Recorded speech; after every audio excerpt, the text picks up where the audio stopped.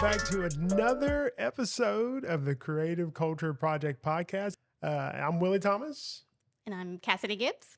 Yeah, and we are really excited to be here once again. I know we said excited a while ago, but we are at the CCP. For those who don't know what CCP is, it is the Creative Culture Project Podcast. And so this is the second one here with Cassidy. Just in case you missed the first one, welcome to the family. We're going to see her on every single podcast from here on out. Yeah, I'm here for the long haul. That's right. That's right. Really excited. And once again, make sure you check on social. Make sure you check on all the other things that we have going on. She's going to be sharing some really good stuff. We got the TikTok rolling. We can't share just yet, but we're got that account made. So we're, like I said, really getting pumped about getting that out there to all of our creative culture crew that's out there, family. Mm-hmm. So, but today, really excited to talk about a session that you did at our summit, right? Not too long ago. Yeah, for our school district. Yeah, we have a summit every summer, and I did a poster session. And so I guess if you're not familiar with a poster session, it was just a really quick, people kind of rotate around the room, check out the ones that they want to see, and then they just move on to the next one. So mine was over just review games and room transformations, just a way to get kids engaged. So yeah, it was pretty good. So it was really good because I remember you kind of talking about a little bit of getting it going when we asked people to do presentations and stuff like that, especially with the poster session. Because review games, why are room transformations, review games, why are they so important? Why do you do them? Well, I do it for a variety of reasons. I just, honestly, some of it's for myself too. I want to enjoy the learning just as much as they are, and I want to have them to have that buy-in. And so I love to do a review game because I'm a little competitive myself. Oh yeah, she is. Anyway, it just makes it fun. I like it to be just a little something different than the normal, to kind of get them excited about the learning again, because it's something where they've already been taught the skill. However, I want them to retrieve that skill, the memories of things that they learned, but I want to house it in a more fun and engaging way. So I'm not reteaching anything. No. I'm just reviewing. Kind of bringing that back to the surface. Is it with that working memory, bring that back up front like that. And from what I know and what we're going to be talking about, this can be used anywhere. In any classroom, not just core content, any classroom, CTE, specials, different things like that. So we got some really good review games and even room transformations that you've done with your students that we're going to be sharing. So let's jump right into a couple of the review games. So what is a couple of the ones that were your favorite that you've done in the classroom? And remember, these are things that she's done in the classroom. We have lots of the good and the bad and some of the ugly that came out of that. So what are some of your favorites that you have? Well, I will preference by saying, and I've said this before, I think in the last podcast, that teachers, we are in the business of begging, borrowing, and stealing. Yes. And I use stealing loosely because it's not really stealing. It's just taking a really cool idea and either using that idea exactly the way you saw it, or just taking it and tweaking it to fit your classroom. And so one of those is Grudge Ball. I found this one on social media. And I think it's been around for years. And honestly, I couldn't even credit who it came from because I've seen it in so many different ways all over social media. So whoever came up with it, thank you. It's really cool. It's kind of like a different take on trash get ball in a way. But basically, students are put into teams, and I let them come up with their own team names. And that the way they have a little bit more buy-in, and they think it's really cool to come up with the silliest name like Coco Melon, which I think is ridiculous, or something cool. And like a water, some type of like sparkling water, Coco Melon. Yes, well, it's like a baby TV show. Oh, really? Yeah. Oh, that's something that exists. Yes, it really does. It really does. We don't have babies anymore. So no, we do not. Thank so we God. Don't know. Which, don't get me wrong, love babies, but oh my goodness, I like sleep too. Yes. I like them being able to take care of themselves. But this one's pretty cool. I think this one definitely hits the engagement factor. It will not only make them work together as teams where they're having to collaborate with each other, but I teach when I usually do this when I use it for math. And so I make them for sure justify their thinking. And so Oh, it's I like just that. a good way to get them to work as a team, collaborate, justify, prove their answer. But then they also get, they get to earn points if they get the question right. They get to earn additional points if they make a basket. Okay. And the goal is to try to be the team that has the most X's at the end of the game. So each team gets 10 X's. And so when you get a question right, you get to erase 2 X's from another team Oh, or multiple teams. wow. So that's almost like, what is it, like real life? What is that?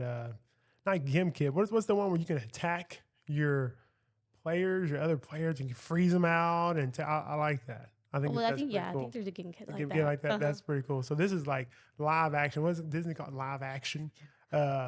Game kids. That's pretty cool. So Grudge Ball, not trash ball, but Grudge Ball. It's But it looks Grudge like Ball. they can get out of they can get out of the seat, get moving around. So I do like that part. And what I like about it the most too is, say you do get out, the team gets out, they can get their way back in. So Okay. they're still participating, they're still playing, and so it's just a fun game. I like that because so sometimes when you do play games and they get out pretty quick, they want to quit. Yeah, and they done. don't pay attention to what's going on with the learning. So I do like that a lot. Yeah.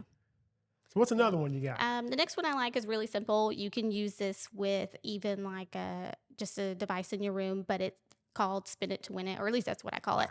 And so I have one of these spinning wheels from off of Amazon, and it's like a dry erase spinning wheel. And on there, I'll just write different things. So it just really depends on what you want to do. It can be something silly. It could be something where they're earning points or losing points, or playing little minute to win it games with it. But you can put whatever you want on it. I think the last time I played it, I even put prizes or give another team a high five, whatever it landed on, just random actions that they would do or not do when their team got the question right. They can come spin the wheel. I like that one's really simple. Yeah. It sounds like it's really customizable. Yeah, you can do it for any subject. I mean, whatever you're doing, go over a few questions, have them answer it. Every 2 or 3 questions, have one person from each group come spin the wheel, or whatever you want to do. Or it could be based on participation of who gets to come spin the wheel. So I think it's versatile for, just about anything. So like any kid can play, no matter your level, your competitive level, no matter your, you don't have to be able to shoot the ball or run or anything. Spin the wheel. I like that. Those are really, really cool ones. All right. What's this next one here I keep seeing? Hungry Hippo. Now, I called it that, but really that name could be changed for whatever suits you, because I've played this in a variety of ways. I've even played it with Jenga pieces before. Oh, okay. But basically it just involves, like this one involved different colored balls that I had gotten from the PE teacher. You know, those ones that go in the foam ball, squishy ball. Well, these were like the you jump in the pit and it had all the different ones in there. Yeah. It was like those little plastic So even ones. smaller, yes. Yes, I know exactly what you're talking about. So the way I played this version of it was basically they had a worksheet. Something that I already needed them to do, and to kind of review a skill, and also be able to work as a team to collaborate and talk to each other about how do I solve this. For those kiddos who are still kind of struggling or don't remember a step or two. And so I had a worksheet that I just labeled so questions were a certain color. Like this many were red, this many were blue, this many were yellow. And they would send one person from each team to the carpet, and they had to go pick up a colored ball, whatever it was. It didn't matter what the color at first. As they start answering questions, it will matter. However, they could not pick it up with their hands. Well, how did they pick it up? With anything else? With anything? Oh, wow. Okay. With their hands. I'm going to have to come that one. That'd be. They had elbows elbow and their knees. See, I'd be the knee person. I'd be a knee person. I like that. I mean, they came up with some pretty creative ways, and it was hilarious as a teacher to watch it, but also really fun. And they were really into it because they really wanted to hurry up and, grab the ball and bring it back to the group, solve it. And then the next person wanted to go. And so it had enough of a carrot to dangle, so they wanted to answer more and more questions. Oh, okay. But they had to answer them correctly too. Yes. So could you use different things like around the classroom? Yeah, you could. You just couldn't use your hands. Yeah. Okay. I think I don't think I let them use different things in the classroom, but I mean, you could. Okay. Yeah, okay. and if you didn't You want to hear do that, that, kids, if you're watching. Or I just threw one out there for you. There you go. Some rulers, Yeah. things like that, scoop it up. I mean, because you will have that one kid who's like, you didn't say I couldn't use that. That's And right. Like, I'm you're right. I'm that one kid. You're right. I'm that Yeah. one kid. I'm cheating the system or exploiting the loopholes in the system. That's me. true. That's pretty cool. Being I like that. resourceful. Being resourcul. Okay. All right. See, Being I should take it back to a learning and a positive vibe. I get that. There you Being go. resourceful. There you go. Okay. Yeah. And if you didn't want to do something like that, you could still take that same concept. I've done it with Jenga pieces where there are different colored Jenga pieces. And they still working in groups, and you can even get the tiny towers from the Dollar Tree, or if you have multiple sets of Jenga pieces, or even one giant Jenga piece that you have colored, they can come pull a Jenga piece, and whatever that color is, they have to answer the question for that color. Like that. So, I mean, this one's very versatile. It can be for any subject. So, I mean, quick, easy. I like it. I like things that aren't going to take my entire time. I think that's a big thing. And then you can share it with your different teachers, stuff like that. I know one thing we like to try to do is get those things available in the media centers. So teachers want to check out the different types of resource and material they can too as well. So I think that's pretty cool. Now remember, everything that she's sharing and we're talking about right here is going to be on show notes down below, the full presentation that she shares. So don't, after you're done, make sure you go down there, click on that, and get that resource, get those links. So what were you hoping to get out of all these reviews and room transformations and things when you sit down to put this together? Well, I'm just trying to make sure before we take a final assessment, is there any areas that we're still not doing as well in? And you can tell pretty quick in a review, what questions they're getting right away and what questions they're not. And that way I can spend a little bit more time on revisiting a skill before they take an assessment. That way I know for sure and they know for sure if they're on the right track before I have them take it. So they're playing and they're having a great time. You're checking skills. They're remembering these things and they're getting competitive. So how do you know for sure that they're not just out there just playing, just goofing off? Because I know everybody's out there, they're games. Yeah. But I mean, how do you know that learning is actually happening? Well, I definitely set up some accountability expectations in the beginning, and I hold true to those. And I tell them, like with anything, let's not make anything unfun. You say that so much to the point where they repeat, finish your sentences for you because they know, like, we want to have fun, but we're also here to learn. So we don't want to take advantage. So I think as long as you have those conversations with them in the beginning, it's going to go fine. Other things I've done before too to kind of hold them accountable is I'll just like that spinny wheel. If I'm doing a game or if I'm not using the spinny wheel for something, I'll use it for other review games or transformations. And so I'll just randomly call a kid. I tell them it's random, but it's not really random. I'm watching the room and seeing who is doing what they're supposed to be doing. And I'll call that kid down and they get to spin the wheel for a prize. So it's either candy or it's like a little prize, like an eraser or a crock charm or something like that, something they want. And so they'll buy into that and you'll see them instantly working super hard in their group, knowing that they could get called. So. I like that. The random, not so random choice, choosing.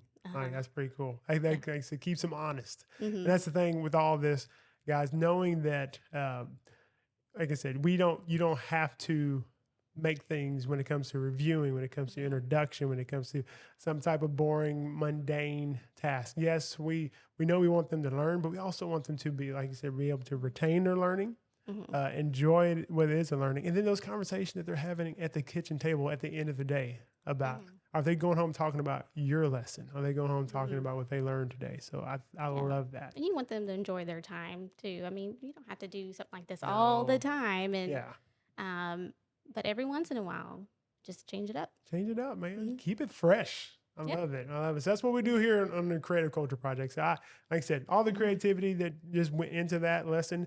And if you want to see more of her presentation and the things that Cassie shared when it comes to room transformations and review games, make sure you check down below inside of the description on YouTube, but also check the show notes as well. We'll have that all linked for you to as well. And be sure to reach out to her. Now, once again, where can they find you at? You can find me on Twitter at Gibbs 3rd grade. And I'm always posting things on there, sometimes related to this or other things. So yeah, that would probably be the easiest way to reach out to me. But we're also on Instagram. We're on Instagram, Mm-hmm. Facebook. We'll be seeing Yeah. that stuff roll out there on Facebook too as well. Mm-hmm. And then, like I said, really soon, TikTok. Really soon, Yes. TikTok. Well, guys, thank y'all so much for hanging with us and share in the comments some things that you've done too as well in your classroom, some of the review games, maybe some of the transformations that we can all learn and grow from each other. And remember, thank you so much for starting and creating that culture in your classroom. Because remember, culture starts with us and it starts with you. So have a great rest of the day, and we'll catch you next time on the CCP.